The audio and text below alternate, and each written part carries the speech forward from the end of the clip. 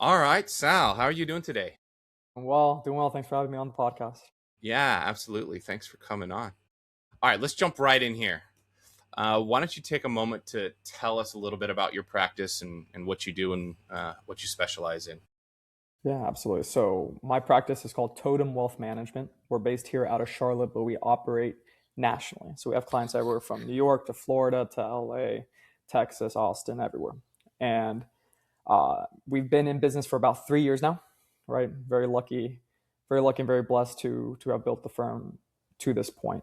Um, I studied financial planning back in college and always had a passion for it. Always had a passion for helping people reach their goals, helping people understand financial literacy to a certain extent, and decided to take that and in practice make it my more or less calling for life.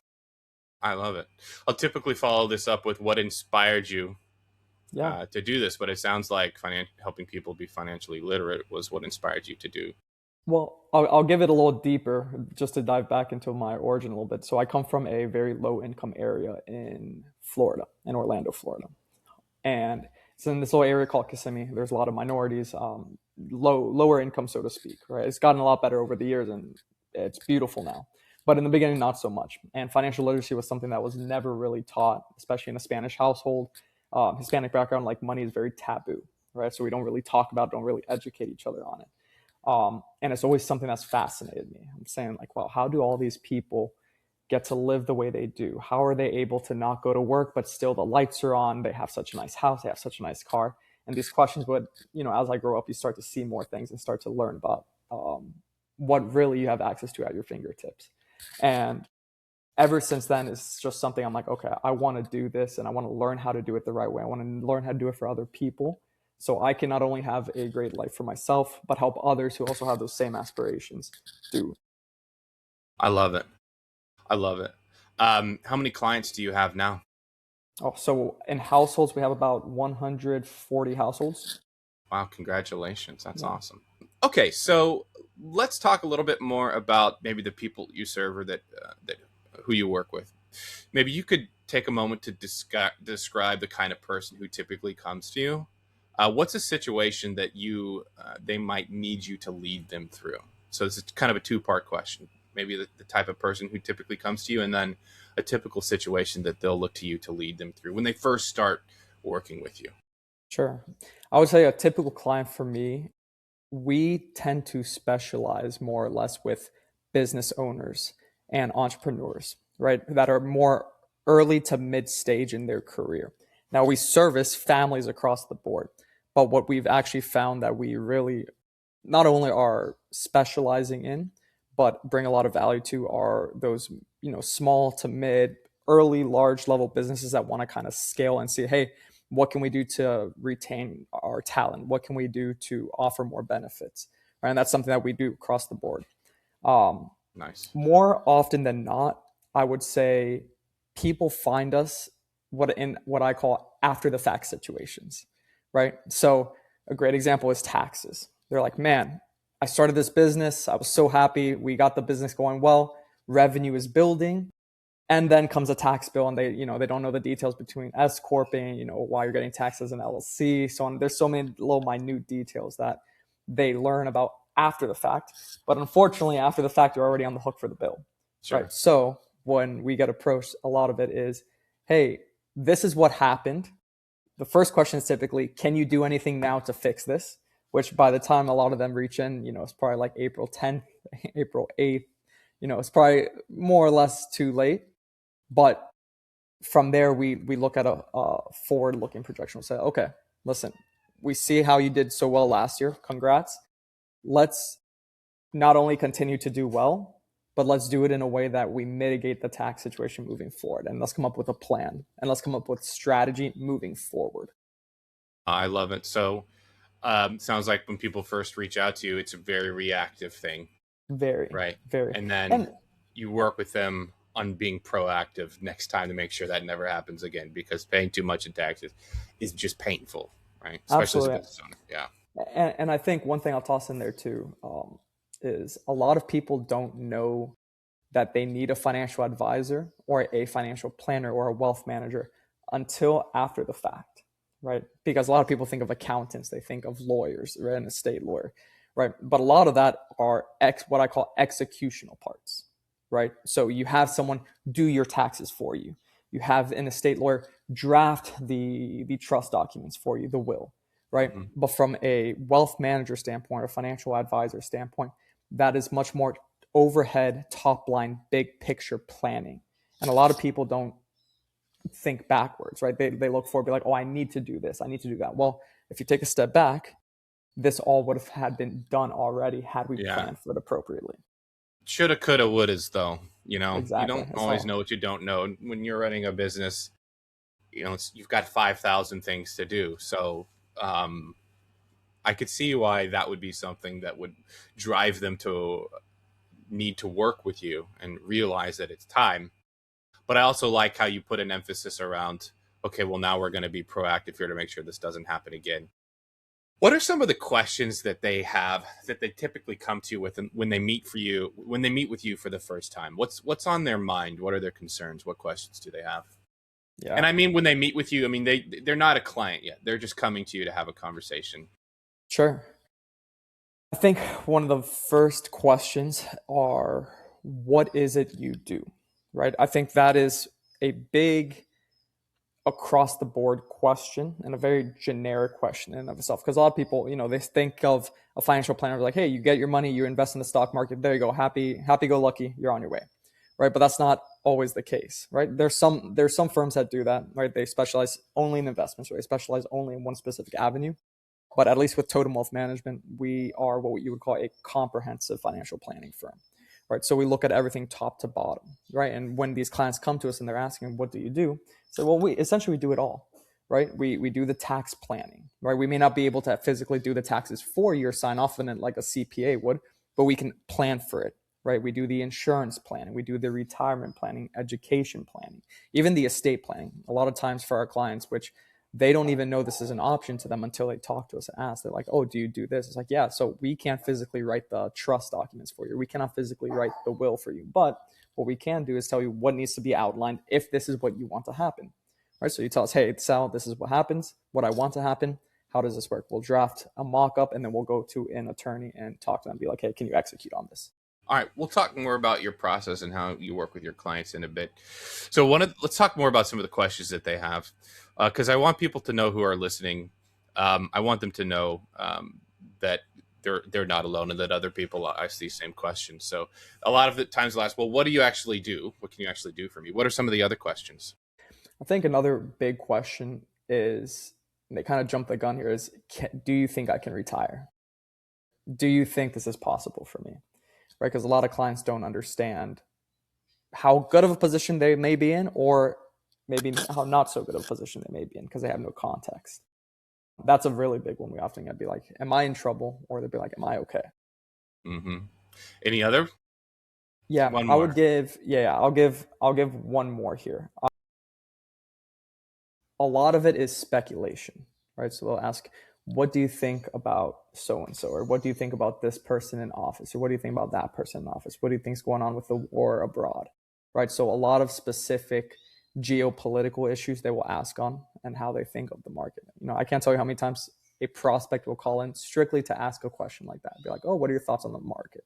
What are your thoughts on Interesting. this going on? What do you think the motivation for that is? Or they want to understand how you think about how these things tie into finances? Any thoughts on why they might ask you question that sort of geopolitical questions? Yeah, well, from experience, I can tell you it typically stems from one of two veins, right? One is they want to gauge what type of financial planner you are or what your perspective is to decide whether it is that's something they align with. That's one.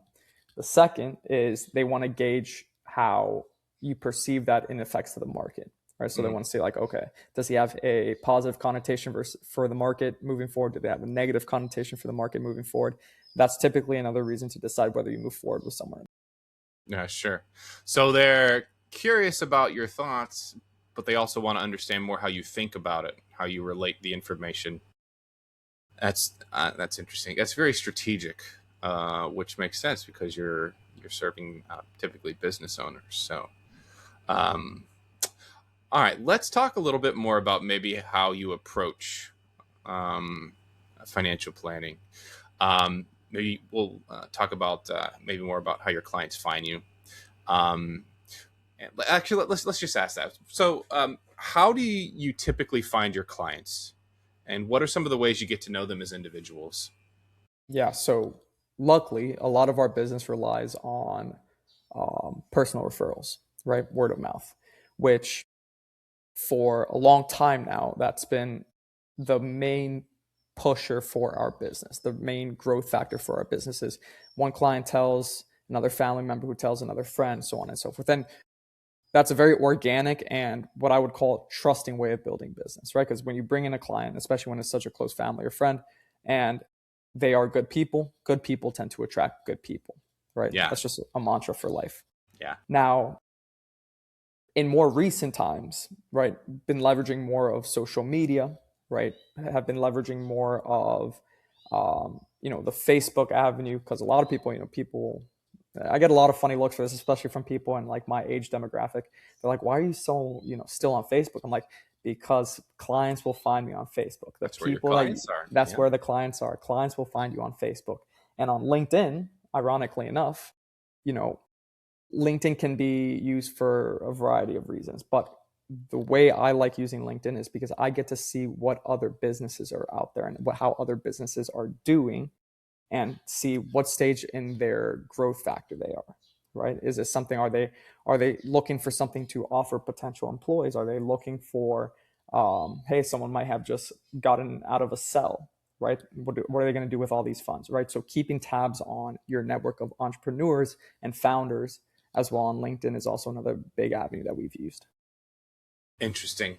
Yeah, you gotta be where the clients are, prospective clients. So that's funny. People making fun of you for being on Facebook, but you're Yeah. like, why wouldn't I be, on Yeah. Facebook? Yeah. So yeah, very cool. All right, okay. Let's talk a little bit more about your practice, your vision for it. I think you said you've only been in. This is your third or your fourth year.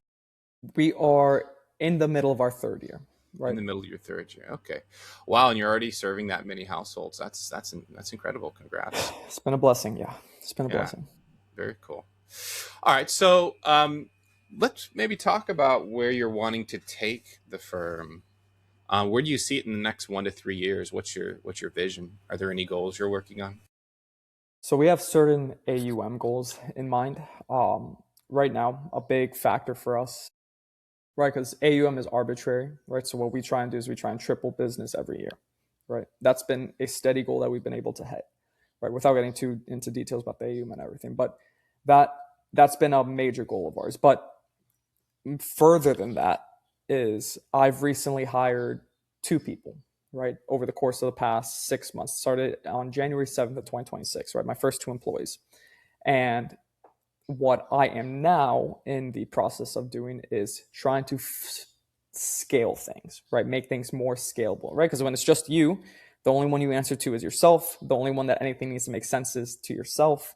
The system's in place. If I can do it and it works, and we get by, that works. Now, as I'm starting to bring in employees and will continue to bring in employees, it's how can I make this easier for them? It's no longer just about myself, right? How can I make it easier for them operationally, but also for clients that need to interact with them, right? How do I put them in a position to succeed? Because that's the main thing, right? Because clients are no longer just talking to me. They may be also working with Travis. His name's Travis Bell, who's the other advisor, and then or Mateo, who's our administrative paraplanner, right? So these things are all things that I'm keeping in mind live time, always iterating on. Yeah, it's completely different, a different skill set to learn and to start thinking about as you go beyond yourself in your business and how you've been the one mainly working with your clients.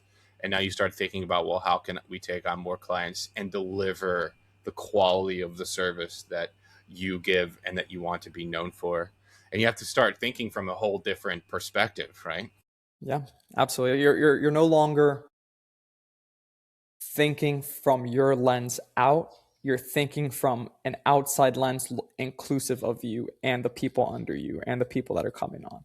Right. So it's like almost like you're looking at yourself out of body is how I think about it. Like, okay, it's not no longer just my perspective. There's other people at play here. Yeah, 100%. How's that been going so far? It's been a lot of learning processes, but for to be honest, it's been amazing. Right? It's I can't complain too much. Like I said, I'm just grateful to be in the positions we're in, serving the clients that we do, helping the businesses that we do, helping the families that we do. Right? And it's been as we've continued to grow, you just learn things every day. I mean, I think that's part of owning shop, right, and being a founder is you every day. I forgot who said this quote, but every day you have no idea how you're making it through, but you do, and that's just the beauty of it, the foundership. Yeah, I love it. All right, let's take a second and I'd like you to brag about yourself for a minute. I think we spend a lot of time thinking about the things that we could do better. And it's more challenging to just take a step back, acknowledge the things that we do well. Maybe you could put your humble hat on and brag about Sure. yourself for a second. Sure. Maybe you could tell us something that you do for your clients that takes a significant amount of time or energy, but that they might never see or know about. Oof, that's a great question, actually.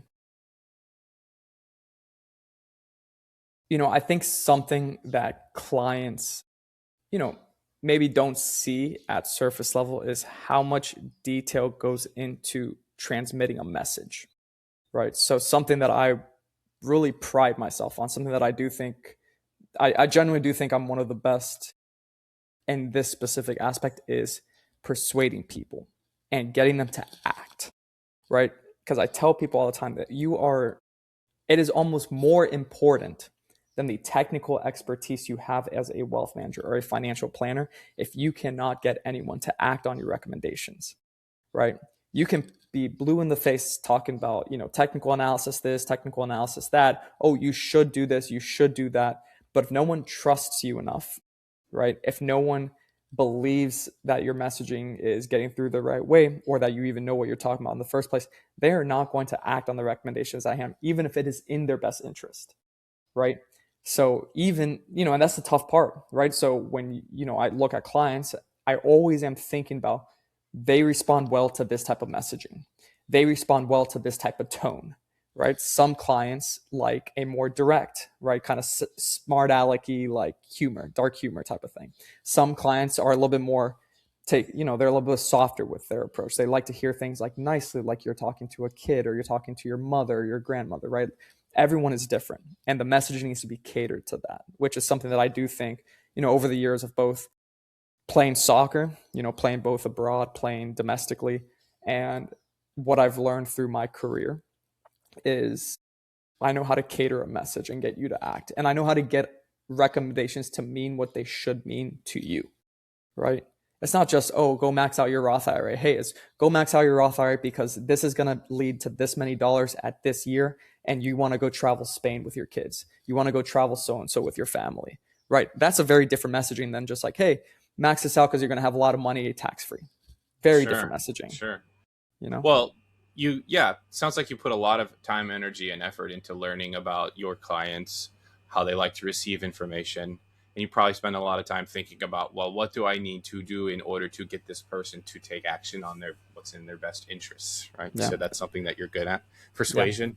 Yeah. Persuasion and building trust, right? I think one thing when I look at Totem that I've always been very big on is I want you to come work with our firm because it feels like you're talking to family, right? That's a big thing that I really harp on. I'm like, I don't want to be the guy in a white button-up suit with a red tie and be sitting at the desk. I want to be the guy that you can go have a drink with, go to dinner with, be laid back, talk about something that for a lot of people is taboo, right? Sure. It is taboo. Money, a lot of people can say it's not. It is very taboo for a lot of families, and a lot of it is cultural as well. Like I explained at the beginning of this podcast, right? Like the way a Hispanic family would view money is very different than how an American family that has generational wealth and has been taught these tips and tricks over the years and how they should be framing their mind should be thinking, right? Yeah. It sounds like education might be a big part of what you do too. Massive, Yeah. massive, massive. Is that something that your clients look for, want, and appreciate? I think look for, maybe not. Appreciate, yes. Right. So I think a lot of people don't know that they need it until I almost voluntarily give it to them, right? Because I tell my clients all the time, I say, it doesn't matter so much to me that you understand why I placed this trade at this time, why it was a buy, why it was a sell, in what account. What does matter to me though is, hey, he did it in this portion of my portfolio because he had said this is where we're going to take a little bit more risk, right? Or hey, he didn't do it in this portfolio because this is where we want to hedge a little bit, right? So understanding big picture things like that is very important to me, which is what I really do try and educate my clients on. Yeah, I love that. I could see why business owners would also really value that. Um, I can see why that would be really valuable. All right, let's talk a little bit more about maybe some of the things that have shaped your approach and your perspective. I know that your practice is fairly young, but you're off to you've already made a little dent in the universe, so to speak. But maybe as your practice has grown over these last several years, were there any programs or trainings or organizations that have maybe shaped your approach or influence or positively impacted how you serve your clients? Is there anyone that you'd like to give a shout out to? What I would, so I wouldn't say organization. Well, I guess technically it is an organization, but what I would say is I credit a lot of what I know now and operate now from due to my first job, which was Vanguard. All right, I started my career at Vanguard, and I will say this to anyone, hands over fist. If you're a young professional or if you're young and you're just graduating college, I recommend starting your career at Vanguard. The amount of resources they put into you, the servant leadership mentality that they have across the board, right, is second to none. And you get such a deep, comprehensive understanding for clients and what really matters to them. It is one of the best places on top of the resources like the Series 7, Series 65, Series 63, the SIE. I got my CFP while I was there, right? So when I got my CFP, I couldn't even use the letters right when I passed the test because I didn't hit the 3 years in service yet. But nonetheless, Vanguard still helped sponsor, right? So those little details I think go a long way. And I do credit a lot of how I approach business and how I approach clients specifically to my time there, especially starting out very young. Yeah, it sounds like that had a big impact on you, and it sets you up Massive, really well. massive. Yeah. That's fantastic. I know Vanguard; they got a great reputation too. I didn't know that they actually did what you're suggesting. I just always think of them, as investments. But I guess that makes complete sense that they would do Yeah. that too. But it goes to show you, right? Even without knowing the ins from a employee standpoint, that message follows through even to the clients outside. And there's something to be said there. Yeah, absolutely. All right, let's talk a little bit more about your actual process. So, if somebody were to sign up and become a client today, could you walk us through what happens the first couple of weeks and then maybe go into what it looks like to work with you over the course of a calendar year? Sure. So let's say new client fresh off the street. Let's take in this example. It's not a warm referral because with warm referrals that, they kind of already have an idea from, the person they were referred by of like what this looks like. So let's take someone off the internet. They come to our website, totemwealthmanagement.com or totemwm.com. They will typically hit a button that says free consultation and it'll ask for some information. And it'll send us on the back end an inquiry saying so and so is asking about, or so and so from S city, S state is asking about retirement planning. So what we'll do is we'll have one of our advisors reach out to them between myself or Travis, and learn more about the situation. It's typically like what I call a 15-minute discovery call. And this will typically reach out in an email first. We'll call just to see if they answer, if we can catch it quick enough, because if you let too much time go on, they're not going to be expecting a call from so and so at 6 o'clock at night, right? So we'll typically send an email, be like, hey, we got this inquiry. Thank you for reaching in. Would love to hop on a discovery call, 15 minutes, just to learn a little bit more as to what you're looking for and see if it's something that we can match and serve you in that capacity that you're looking for. From there, we'll have that discovery call. More often than not, it's something that we can help them in. unless it's a very, very niche situation where, maybe they call and be like, hey, I need someone to do my taxes. Obviously, something like that is a little bit different. Now, let's say we do make it, we make it past the discovery phase. What I will do, or Travis will do, is we'll send a onboarding questionnaire to them. That questionnaire is about 3 or 4 pages, right? And Ooh, pretty thorough. very thorough, very, very thorough. And it asks, a lot of pretty probing questions, which is something that I always preface on the discovery call. Say, hey, have you ever done something like this before? Typically, they're like, no, have never had an advisor. So Well, they're a I'm little going to be nervous probably a, too. a, Yeah. a little nervous and sometimes caught off guard by the questions of like, well, why do you need to know this? Why do you need to know that? And at the end of the day, the more information us as planners can get, the better we can serve you. Because I don't want to give you ABC advice based upon XYZ information when there is still multiple letters of pieces of information that you did not share with me, because that might influence my recommendations on ABC, Sure. So once that questionnaire gets filled out, they'll return to us. And they would then, we send them the request for the onboarding fee. And once we present the plan, they can then decide, hey, thank you for your time. We're going to take this and try and execute it ourselves. Typically, that's not what happens, but that's happened a couple times, right? And what more often than not happens is they'll come back and be like, hey, we tried doing this, like, we can't. It's like, okay, well, let us execute the plan we created for you on your behalf. And they'll say, absolutely. So we present the plan, typically a 30 to 40 page presentation that we take care of. Obviously, we're not saying they're going line by line on each page, but we go through the highlights, because we do, especially with the type of people we work with, we want to be conscious of their time as well. And to be fair, a lot of this stuff is not fun. It is not. No, especially if you're not. Don't say that, realm. Man. Come on, it is fun. Yeah, it's fun. It's fun for us. It's fun for us. I have a blast doing it, but for clients, they're like, man, so many numbers, so much predictability, so on and so forth. But once we get that questionnaire back, once the presentation is presented to them, they'll decide, okay, we want to come on and we want to execute on this, and this that you said. So we'll open up the IRAs, open up the individual TOD, the joint accounts, the cash accounts, whatever the case may be. And we will then use frequent touch points over the course of the first about month or 2 months. We'll say, hey, every 2 weeks or so, whatever the frequency of the contributions is, because what's important to me is I want to make sure cash flow is never an issue, right? So all of these recommendations, like, hey, sometimes some clients will invest on a weekly basis. Some will invest on a bi-weekly basis when they get paid. Depending on that will determine how much of our touch points we have, right? To say, hey, just saw this came out, you made your first or second contribution to your IRA. How are we feeling after seeing that leave your checking account? They're like, oh, we feel great. Amazing. Yeah. See, nothing new, right? Just like we said, business as usual, and we just keep doing this little by little. It's like you're not even taking a conscious thought to do something that's great for your future. Then, depending on the action items that we line out in the presentation, we'll say, okay, let's touch base every quarter. Let's touch base every half a year.